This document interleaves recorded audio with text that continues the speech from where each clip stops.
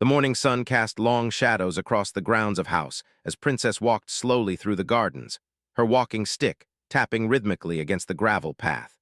At 87 years old, she moved with the careful dignity of someone who had witnessed decades of royal history unfold before her eyes.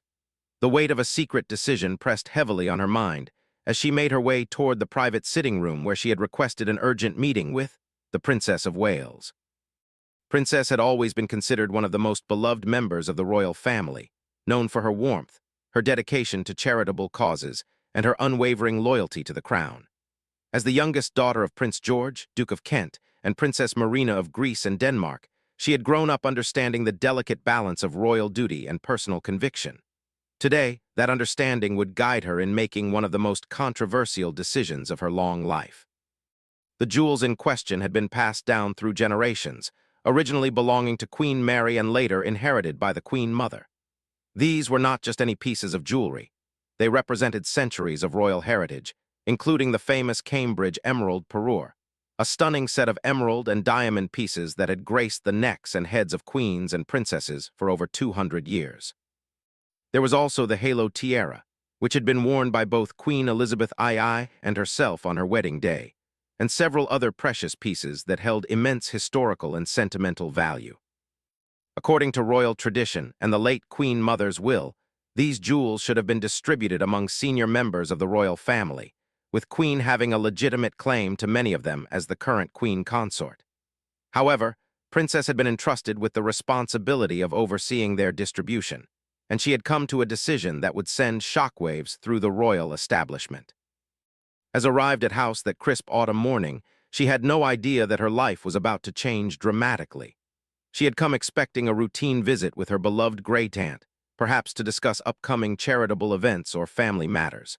Had always held a special place in Princess' heart, not just because of her grace and dedication to royal duties, but because of the way she had seamlessly integrated into the family while maintaining her authentic self. The sitting room was elegantly appointed with antique furniture and family photographs spanning decades of royal history. Princess gestured for to sit beside her on the silk-upholstered sofa, her expression serious but warm. The afternoon light filtered through the tall windows, creating an almost ethereal atmosphere that seemed fitting for the momentous conversation that was about to unfold.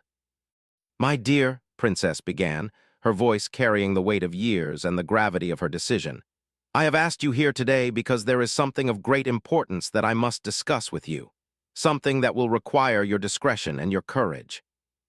Looked puzzled but attentive, her hands folded gracefully in her lap. She had learned over the years to read the subtle cues of royal communication, and she sensed that whatever Princess was about to share would be significant beyond anything she might have imagined. Princess rose slowly and walked to an ornate mahogany cabinet that dominated one corner of the room. With careful hands, she retrieved an antique leather jewelry box, its surface worn smooth by decades of handling. The box itself was a work of art, crafted by the finest jewelers of a bygone era, with intricate gold detailing and the royal cipher embedded in its surface. "These," she said, placing the box on the coffee table between them, "are the jewels that your grandmother-in-law, the Queen Mother, left in my care. They were meant to be distributed according to her wishes, but I have come to realize that her true intention was not necessarily what was written in formal documents, but what she expressed to me in our private conversations during her final years." His eyes widened as Princess opened the box, revealing the most spectacular collection of jewels she had ever seen outside of the crown jewels themselves. The emeralds caught the afternoon light and seemed to glow with an inner fire, while the diamonds sparkled like captured starlight. Each piece told a story of royal weddings, state dinners, and historic occasions that had shaped the monarchy for generations. "She spoke often of you, even before William brought you into our family," Princess continued, her voice filled with emotion. "She saw in you a strength and authenticity that reminded her of herself in her younger days. She believed that these jewels should go to someone who would honor their history while creating new memories worthy of their legacy." Felt overwhelmed by the magnitude of what was being offered to her. She understood the implications immediately. Accepting these jewels would be seen as a snub to Queen, who had every right to expect them as the wife of the reigning monarch.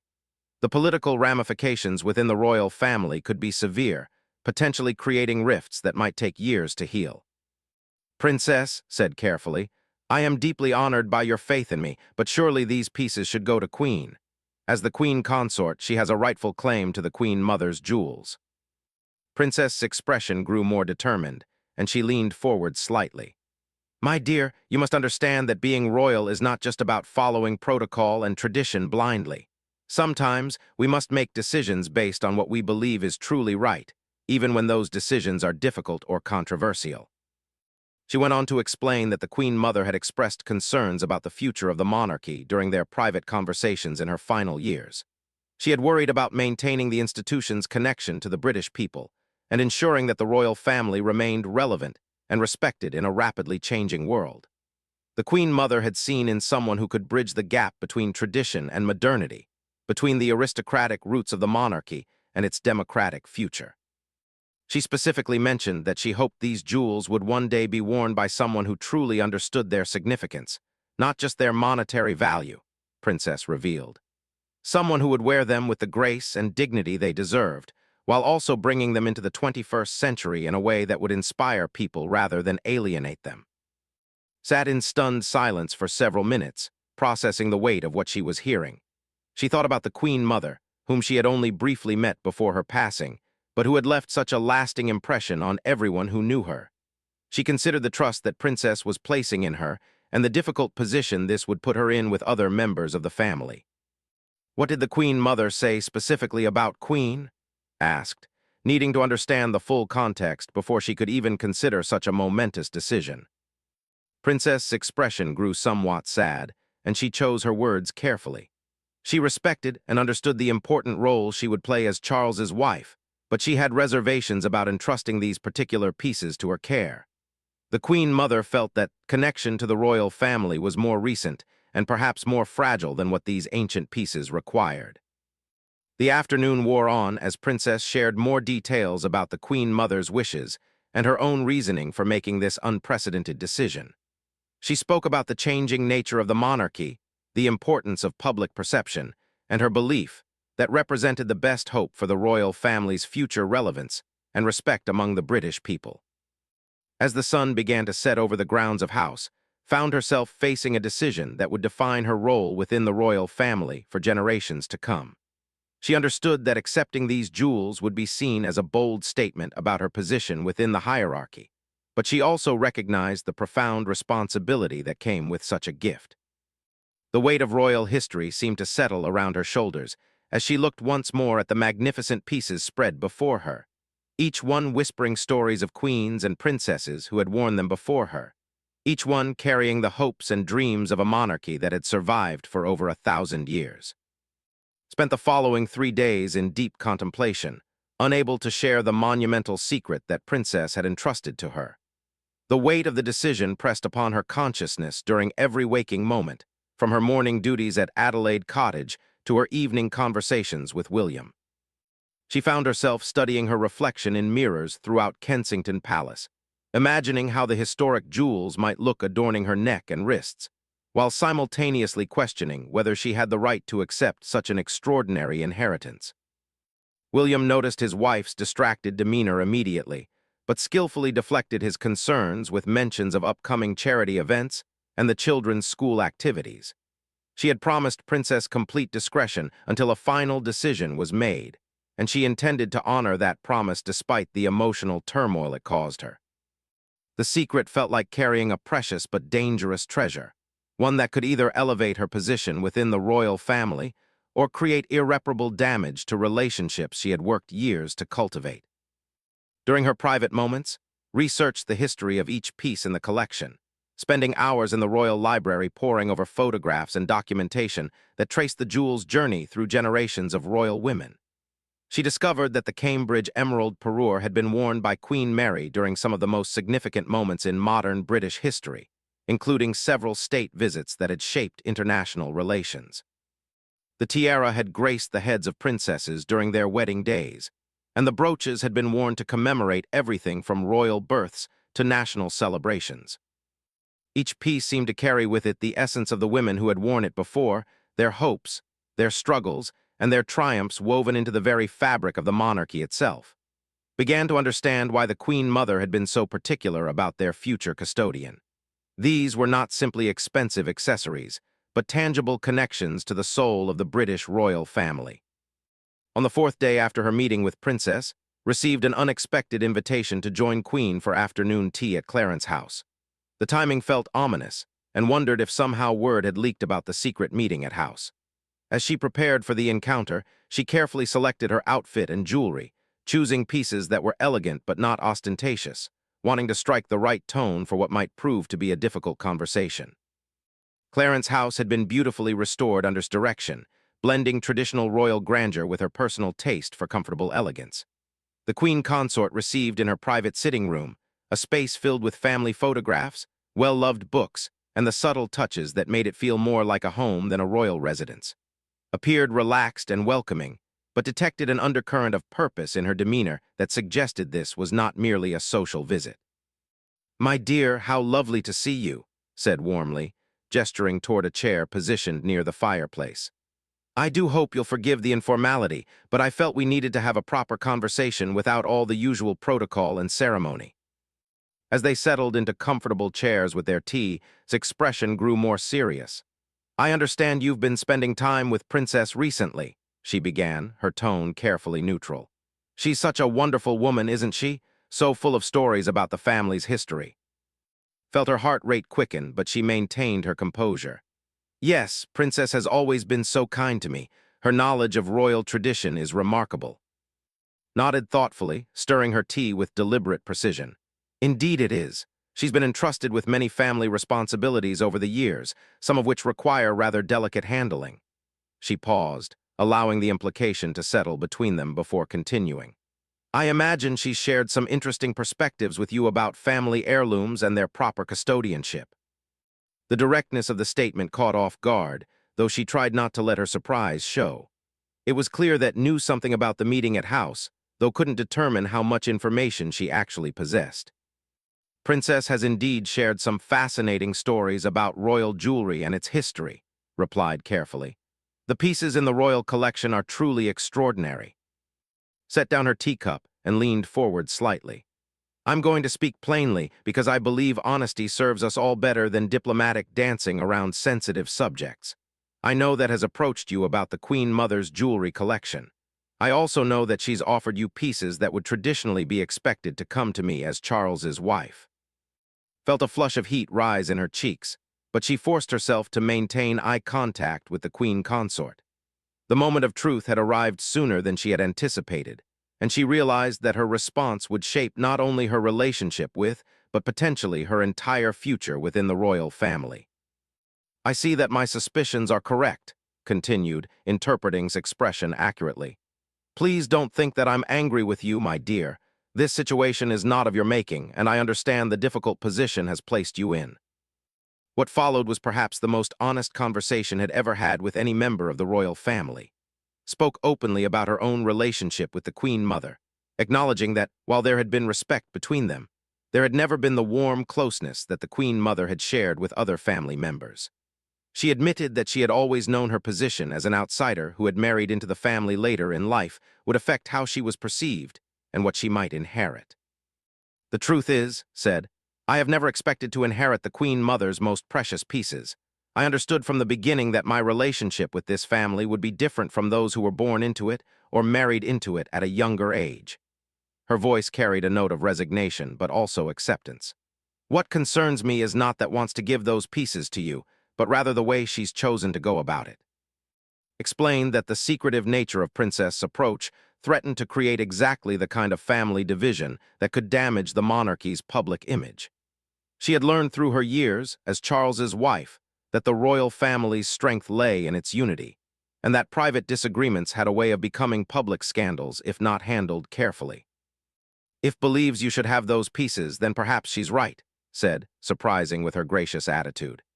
"You have certainly proven yourself to be a worthy member of this family, and your connection to the British people is undeniable. But this decision should be made openly, with the full knowledge and support of the family, not through secretive midnight meetings that could be misinterpreted by the press or the public." Found herself moved by unexpected generosity and wisdom. She had expected anger or resentment, but instead found understanding and a genuine concern for the families. It made her realize that the decision she was facing was about more than just accepting beautiful jewelry. It was about how the royal family would handle succession and inheritance in the modern era. "What do you think I should do?" asked, grateful for the opportunity to finally discuss the dilemma with someone who understood its full implications. Smiled, and for the first time during their conversation, her expression was completely relaxed. "I think you should accept those jewels, but I think you should do it in a way that honors both wishes and the family's need for unity. And I think we should work together to make sure this transition happens in a way that strengthens rather than divides us." The conversation continued for another hour, during which outlined a plan that would allow to receive the Queen Mother's jewels while maintaining family harmony and public respect. It was a solution that demonstrated the Queen Consort's political acumen and her genuine commitment to the monarchy's future success. As left Clarence's house that evening, she felt as though a tremendous weight had been lifted from her shoulders. The decision that had seemed so fraught with danger just hours before now appeared to offer an opportunity for the royal family to demonstrate its ability to adapt and evolve while maintaining its essential traditions. She looked forward to calling Princess the next morning to discuss this new development and to begin planning for what would become one of the most significant jewelry transfers in recent royal history. The following morning brought an unexpected complication that would test the fragile alliance and had formed the previous evening. As prepared to call Princess to discuss the new arrangement, her private secretary informed her that several members of the extended royal family had been making inquiries about recent meetings and the status of the Queen Mother's jewelry collection. Word was spreading through the tight-knit royal circle, despite everyone's best efforts at discretion. Princess Anne had apparently made pointed comments during a family gathering about the importance of following proper protocols regarding royal inheritance. Prince Edward and Sophie had been overheard discussing concerns about precedent and the potential impact on future succession decisions. Even some of the younger royals had begun asking questions about why certain family meetings were being held in such secrecy. Realized that the window for a quiet, controlled transition was rapidly closing. The royal family, like any large family, had its share of gossips and power brokers who were always alert to shifts in the established order. If they didn't act quickly and decisively, the situation could spiral into exactly the kind of public spectacle that would damage everyone involved. She immediately called Princess, who confirmed that she too had been fielding uncomfortable questions from various family members.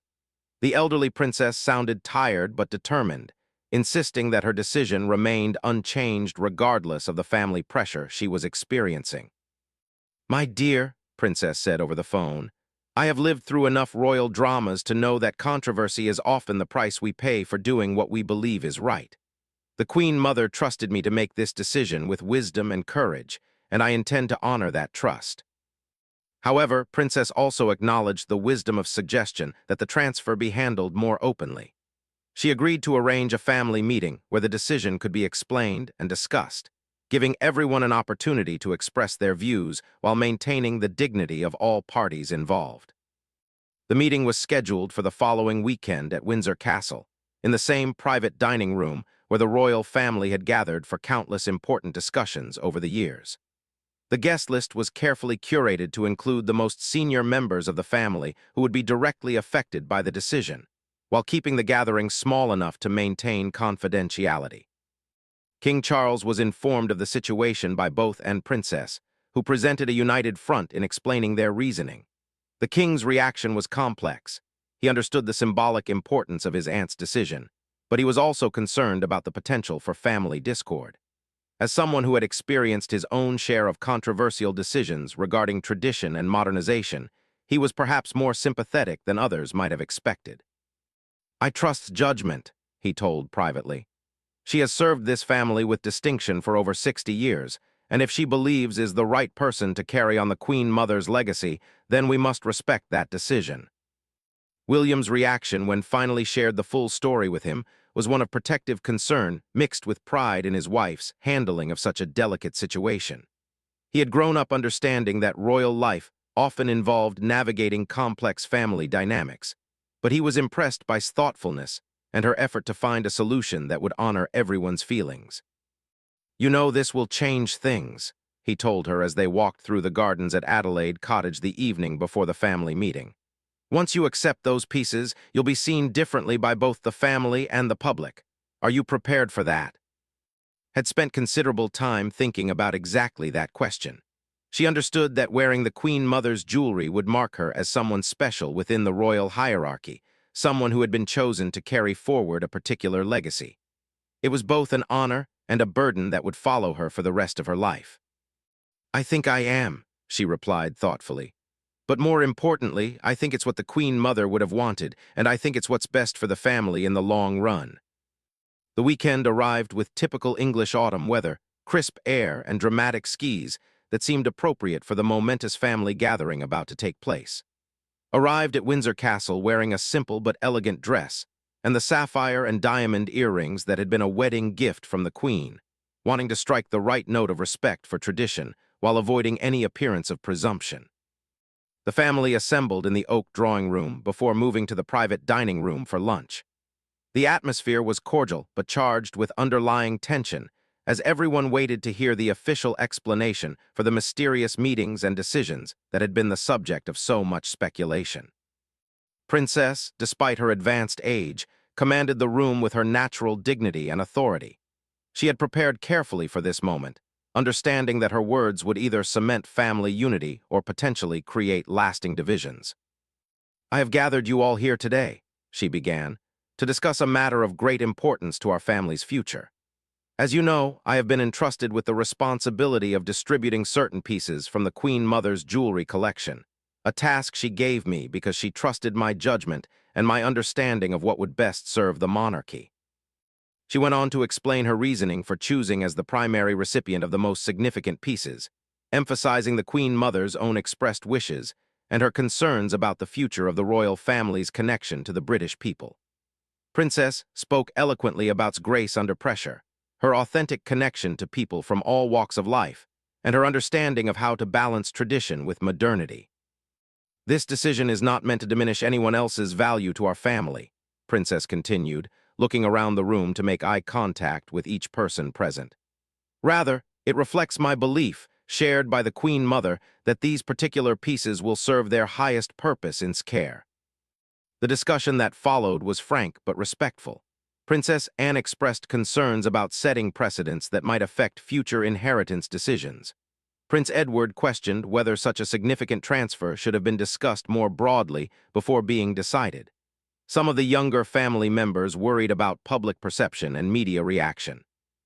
However, as the conversation continued, it became clear that most family members respected Princess's right to make this decision and appreciated the thoughtful way, and had worked together to find a solution that honored everyone's dignity. Queen's public support for the decision proved crucial in building family consensus.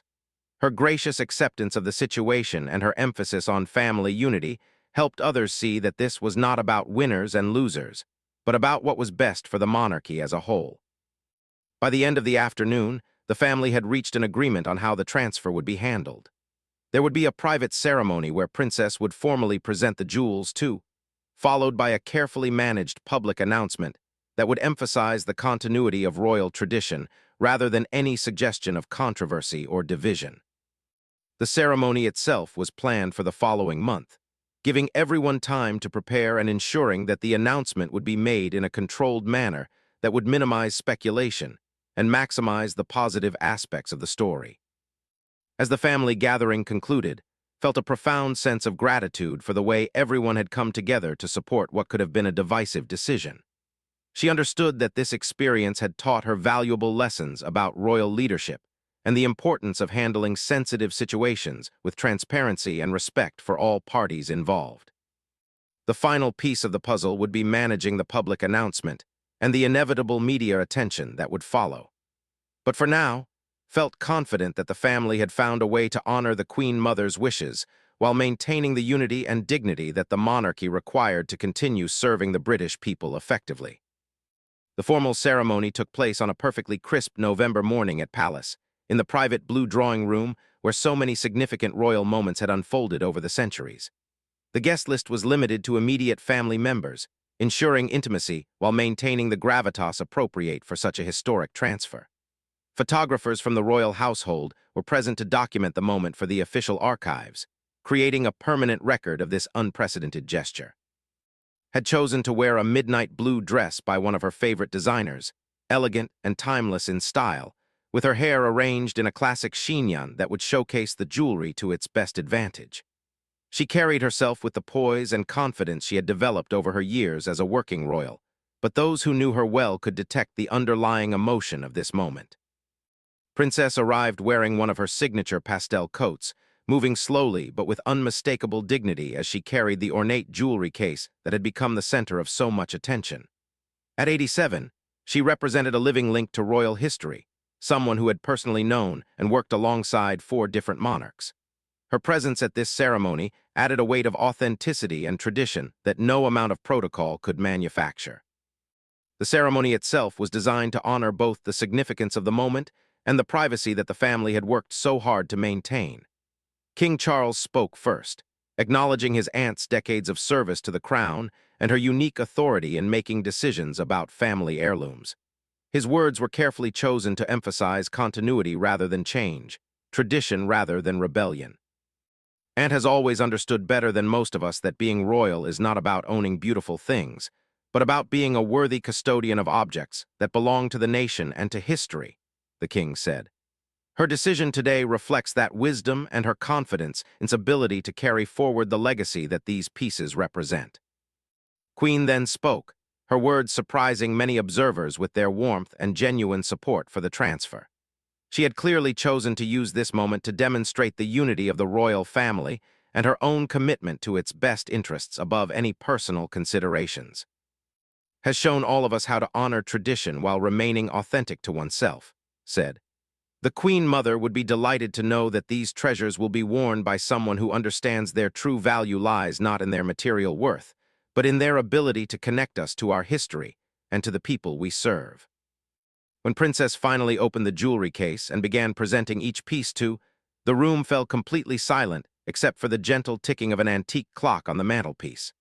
The Cambridge emerald parure caught the morning light streaming through the tall windows, sending sparkles of green fire across the walls. The halo tiara sat nestled in its custom-fitted case, waiting to crown another generation of royal occasions. As Princess placed the emerald necklace around its neck, she whispered words that only could hear, passing along not just jewelry but the wisdom and hopes of the women who had worn these pieces before. Felt the weight of centuries settling on her shoulders, but it was a comforting weight, like being embraced by the ghosts of royal history. The formal photographs that followed captured not just a transfer of property, but a passing of responsibility from one generation to another. Stood beside Princess, both women representing different eras of royal service, but united in their commitment to the institution they served. The images would later become some of the most treasured in the royal collection, marking a moment when tradition and innovation found perfect balance. Following the ceremony, the family gathered for a private luncheon where the atmosphere was relaxed and celebratory. Stories were shared about the Queen Mother and her particular fondness for these pieces, with various family members recounting occasions when they had seen her wear them to state dinners, royal weddings, and other significant events. Princess regaled the group with tales of the Queen Mother's advice about wearing royal jewelry, including her insistence that each piece should be worn with confidence rather than reverence. She always said that jewelry should enhance the wearer, not overwhelm them, Princess recalled. And she believed that the most important accessory any royal could wear was their genuine connection to the people they served. The public announcement was carefully timed and worded to emphasize the positive aspects of the story while minimizing any suggestion of controversy. The statement released by Palace described the transfer as a continuation of long-standing royal traditions regarding family heirlooms, while highlighting its role as a bridge between the monarchy's historic past and its dynamic future. Media reaction was largely positive, with royal commentators praising the decision as evidence of the family's ability to adapt and evolve while maintaining its essential character. The story was framed as a testament to both Princess' wisdom and its growing importance within the royal hierarchy. Fashion magazines immediately began speculating about when and where might debut her new pieces, adding an element of excitement and anticipation that benefited the monarchy's public image. Behind the scenes, the successful handling of this potentially divisive situation had strengthened relationships within the royal family rather than damaging them. gracious response had enhanced her reputation for putting the institution's needs above personal considerations. Princess's thoughtful approach had demonstrated that even controversial decisions could be managed with dignity when approached with wisdom and transparency. For the months that followed brought opportunities to wear her inherited pieces at increasingly important occasions. The first time she appeared in public wearing the emerald parure at a state banquet for visiting European dignitaries, the reaction was overwhelmingly positive. The jewelry seemed to transform her presence, adding a gravitas and historical weight that complemented her natural grace and intelligence. The halo tiara made its first appearance since wedding day at the annual diplomatic reception, where it caught the attention of international observers who were quick to note the symbolism of wearing such historically significant pieces. The message was clear. This was a woman who had been chosen to represent the future of the British monarchy. Perhaps most importantly, the way the jewelry transfer had been handled provided a template for future decisions about royal inheritance and tradition. Rather than rigidly following written protocols, the family had demonstrated that thoughtful consideration of individual merit and circumstances could guide their choices while still maintaining respect for tradition and family harmony. As stood before her mirror one evening, wearing the Queen Mother's emeralds for a private family dinner, she reflected on the journey that had brought her to this moment. From a middle-class girl from Berkshire to a custodian of centuries-old royal treasures, her path had been marked by careful preparation, genuine commitment, and an intuitive understanding of what royal service truly meant. The jewels themselves had become more than beautiful accessories in her hands. They were tools for connecting with people, symbols of the monarchy's enduring relevance, and reminders of the responsibility she carried to honor both the past and the future. When she wore them, she felt the presence of all the remarkable women who had worn them before, drawing strength from their experiences and wisdom from their examples. The story of the Queen Mother's jewels had become, in many ways, a story about the evolution of the British monarchy itself.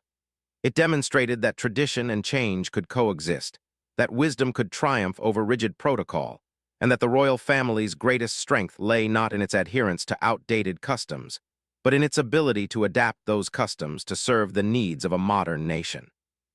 Years later, when historians would write about this period in royal history, they would note that the jewelry transfer marked a turning point in how the royal family approached questions of succession, inheritance, and tradition. It had shown that thoughtful leadership, family unity, and respect for both past and future could create solutions that honored everyone involved while strengthening the institution they all served. Careful stewardship of these precious pieces would become legendary in its own right, as she found ways to make centuries-old jewelry feel fresh and relevant to new generations of royal watchers. Her approach to wearing the pieces, with confidence but never ostentation, at appropriate moments, but never for mere show, would set new standards for how royal jewelry could serve both ceremonial and diplomatic purposes. The Queen Mother's final wish, expressed through Princess' careful guardianship, had been fulfilled in ways that exceeded even her most optimistic expectations. The jewels had found their way to someone who understood their true value and would ensure their legacy continued to serve the crown with distinction for generations to come.